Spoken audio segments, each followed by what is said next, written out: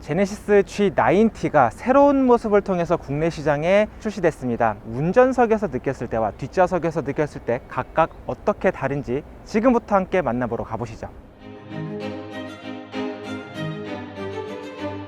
자, 현재 저는 아주 검은색의 G90를 타고 있지만 이 차는 2024년형 G90이기도 합니다. 숏바디 모델에도 일렉트릭 슈퍼차저가 기본적으로 추가를 할 수가 있게 됐죠.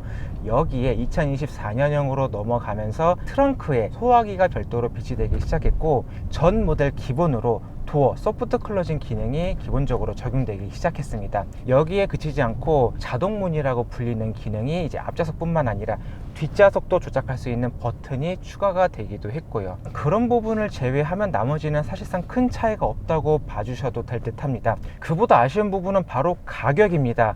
다른 동일한 구성을 갖추고 이 블랙 에디션이 아닌 모델에는 1000만 원이 저렴하거든요. 이 차는 이 모든 것이 블랙으로 치장되어 있다는 이유만으로 1000만 원 정도가 거의 추가가 됐습니다. 물론 이 정도 급의 차를 타는 회장님들께서는 이 가격이 크게 부담스럽지 않을 수도 있겠지만, 이런 일반적인 대중의 시선으로 봤을 때는 블랙 에디션 모델이 이 정도 가격을 받을 가치가 있을까? 이런 의문이 드는 것도 사실이죠. 하지만 하나하나 살펴보면 어느 정도 좀 납득이 가는 부분도 있습니다. 정말 이 외관뿐만 아니라 실내 다양한 요소를 이 블랙으로 처리하기 위해서 별도의 공정을 거쳤을 뿐만 아니라 각각의 소재 부분도 상당히 신경 쓴 모습이 보이기는 합니다. 하지만 1000만 원이란 가격이 조금은 좀 크게 다가오는 것도 사실이고요. 확실히 운전을 할 때 정숙합니다. 벤츠 S클래스나 BMW 7 시리즈와 비교를 해도 아쉽지 않은 수준이 아니라 오히려 능가한다고도 느껴질 정도로 정숙성 부분은 뛰어납니다. 네, 창문을 잠깐 열었는데 주위에서 디젤 소리도 나고 버스가 지나가는 이런 풍절음, 또 차들이 왔다 갔다 하는 소리, 이런 것들이 정말로 크게 부각이 되고 있는 이런 환경인데,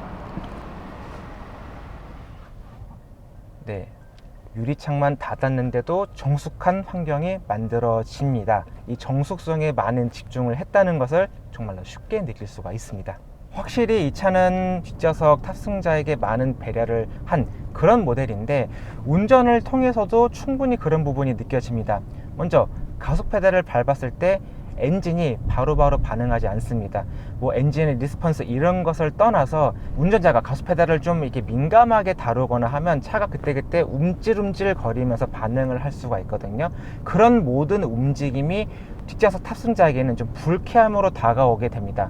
그렇기 때문에 이 G90 같은 경우는 이런 식으로 밟아도 운전자의 의도를 무시하는 것이 아닌가라고 생각이 들 정도로 어떤 반응적인 부분에 대해서 많은 부분을 걸러내고 있어요. 대신에 한번 움직이기 시작하면 편안하게 계속 지속적으로 굴러간다는 느낌이 드는 그런 세팅을 보여주고 있습니다. 가속뿐만이 아니라 제동 응답성도 마찬가지입니다. 이 응답성 부분이 너무 초반에 물려 있으면 운전자가 조작을 했을 때 쿡 그러면서 차가 앞으로 쏠리는 이런 부분에서 좀 불쾌함을 느낄 수가 있는데, 그런 부분 없이 부드럽게 속도를 내려주는 모습을 보여주고 있기 때문에 뒷좌석 탑승자가 어떻게 편하게 느낄지 이런 부분을 많이 염두에 둔 모습을 볼 수가 있습니다. 그렇다면 이 뒷좌석 탑승자가 느낄 때 운전자가 더 운전을 잘한다고 느낄까요? 아니면은 이 제네시스 G90에 적용된 ADAS 시스템이 운전을 더 잘한다고 느낄까요? 한번 해보겠습니다. HDA2 기능이 적용된 덕분에 어떤 차간거리 인식과 이런 차로 중앙유지 기능은 충분히 잘 해주고 있습니다. 방금 전에 이 전방 차량이 조금 깊게 끼어드는 모습을 보여줬는데, 이 정도는 어느 정도 인식을 하고 좀 적절하게 대응을 해주는 모습을 보여줬어요. 장거리 이동을 했을 때도 어떤 피로감이 꽤나 적어질 것 같네요. 현재 이제 어느 정도 좀 속도가 올라간 상황에서 이제 승차감부터 좀 말씀을 드리려고 합니다.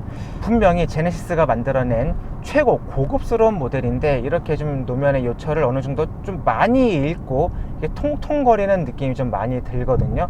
이런 노면의 쇼크 처리 부분도 생각보다는 좀 날카롭고 좀 신경질적인 부분이 느껴졌습니다. 타이어 공기압 정보 알려줘. 타이어 공기압은 앞바퀴 좌우 56, 55, 뒷바퀴 좌우 55, 54% 사이입니다.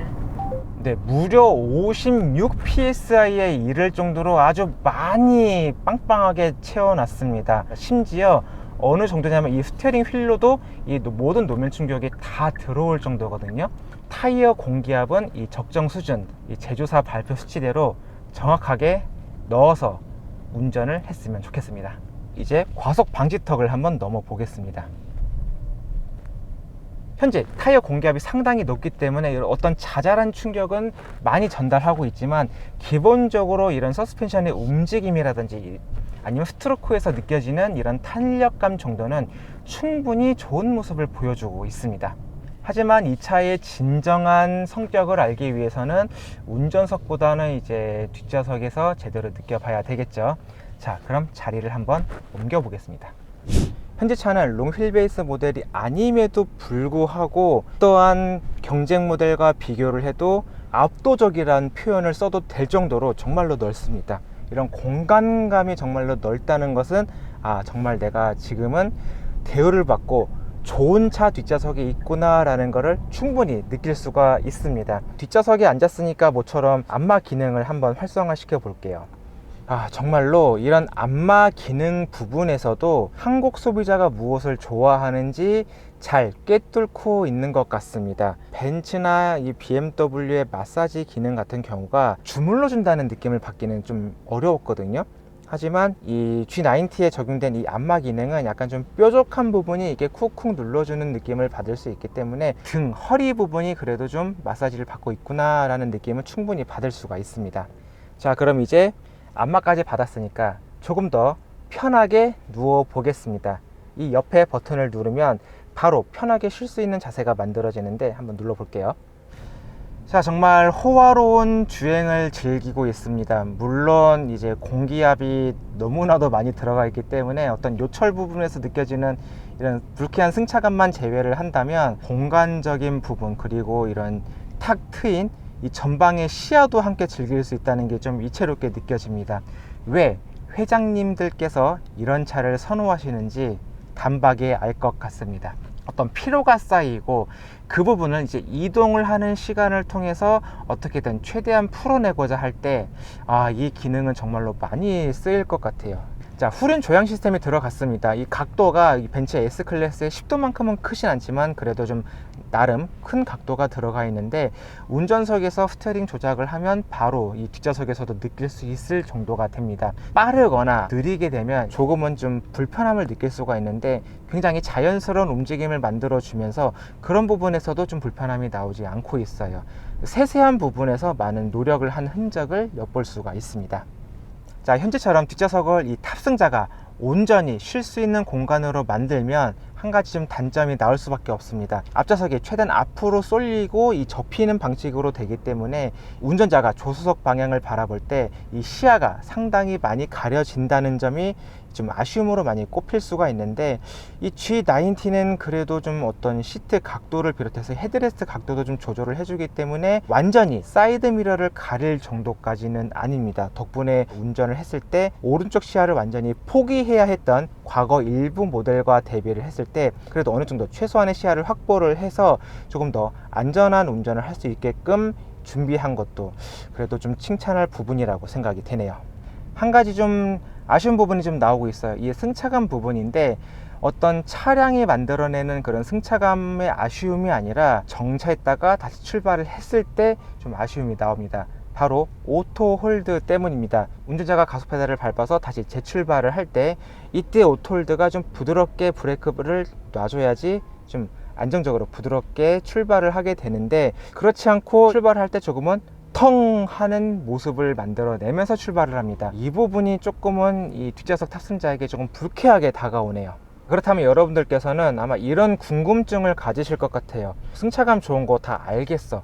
그렇다면 어느 정도 좋은가 라고 아마 좀 많이 궁금해 하실 것 같습니다. 제가 이제 다양한 차를 경험하면서 이제 느낀 점을 말씀드리면, 가장 먼저 승차감 부분, 그리고 이 드라이빙의 완성도, 이 부분은 확실히 벤츠 S클래스가 뛰어납니다. 벤츠 S클래스 같은 경우는 쿵 하고 주저앉았다가 2차 모션이 없이 부드럽게 원래 정상적인 움직임을 바로 만들어냅니다. 그렇기 때문에 운전자가 느꼈을 때 잔진동도 없고 별다른 어떤 출렁거림도 느껴지지 않는 고급스러움을 느낄 수가 있는 것이죠. 하지만 이 G90는 아무래도 그런 부분까지는 조금은 미흡한 모습을 보여줍니다. 그리고 BMW 7 시리즈와 비교를 한번 해볼까요? 7 시리즈보다는 이 G90가 조금 더 컴포트한 성향을 갖고 있습니다. 분명 7 시리즈도 굉장히 부드러운 승차감을 갖고 있지만 BMW의 세단이라는 성격은 분명히 포기하지 않고 있습니다. 거기서 느껴지는 어떠한 탄탄함이 있거든요. 그렇기 때문에 7 시리즈를 탑승을 했을 때 그래도 내가 좀 고급스럽지만 조금은 BMW 특유의 그 스포티함도 느낄 수가 있습니다. 자, 제네시스 G90, 한국의 자동차 기술이 이 정도로 발전했다라는 것을 보여줍니다. 아무래도 이 차는 차가 좋건 아니면은 차가 나쁘건 어느 정도 고정 수요층은 분명히 있습니다. 솔직히 말씀드려서 제네시스가 그냥 차를 좀 개판으로 만들었다고 해도 분명히 이 차는 팔릴 겁니다. 하지만 전 세계 시장에서도 경쟁을 해야 되고 이 차가 추구하는 방향은 분명히 이제 벤츠 S클래스나 BMW 7 시리즈를 고려하지 않을 수 없기 때문에 적어도 그런 수준의 비견해서도 이제는 떨어지지 않는 수준은 충분히 보여주고 있습니다. 그리고 이 정숙성 부분은 이 G90만의 강점이라고 꼭 말씀드리고 싶습니다. 가격은 분명히 비싸졌어요. 휠이 바뀌었고 이 실내 다양한 어떤 소재 그리고 마감 부분까지 바뀌었다는 것은 인정을 하지만 1000만 원의 가치를 갖는지 그 부분은 조금 더 생각을 해볼 필요는 있다고 봅니다. 하지만 이 순수한 이 2024년형 G90만 봤을 때는 최소 그래도 1억 원 이상은 지불할 수 있는 그런 가치를 충분히 보여주는 그런 모델이라고 생각을 합니다. 오늘의 리뷰는 여기까지 하고 또 다음에 재밌는 차 그리고 더 좋은 정보로 다시 찾아오도록 하겠습니다. 지금까지 여러분들은 모토그래프와 함께하고 계시고요. 저는 김선웅이었습니다.